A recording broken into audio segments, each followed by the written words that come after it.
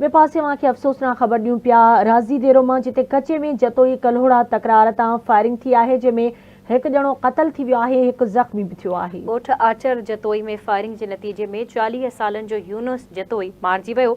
धुरियन में तकरार तां आगा जतोई ज़ख़्मी थी पियो। पुलिस लाश अस्पताल मुंतकिल करे छॾियो आहे।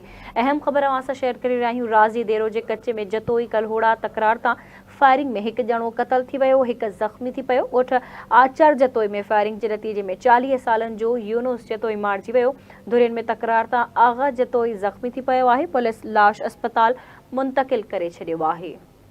ब्रेकिंग न्यूज़ अवां सां शेयर कयूं पिया। राज़ी देरो जे कचे में जतोई कल्होड़ा तकरार तां फायरिंग में हिकु ॼणो क़तल थियो आहे, हिकु ज़ख़्मी भी थियो आहे। ॻोठ आचर जतोई में फायरिंग जे नतीजे में 40 सालनि जो यूनुस जतोई मारिजी वियो।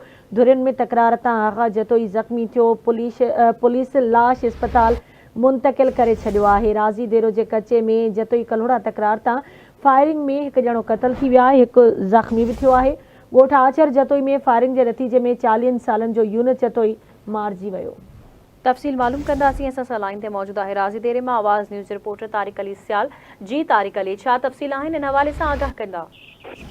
जी बिल्कुल नाज़रीन, ही राज़ी देरो लग ॻोठ आचर जतोई में पुराणो ज़मीनी तकरार जो है हिकु दफ़ो पीअर उभरी पियो आहे, जंहिंजे नतीजे में 40 साल यूनुस जतोई मारिजी वियो आहे ऐं आचर जतोई जो है सख़्त ज़ख़्मी थी पियो आहे।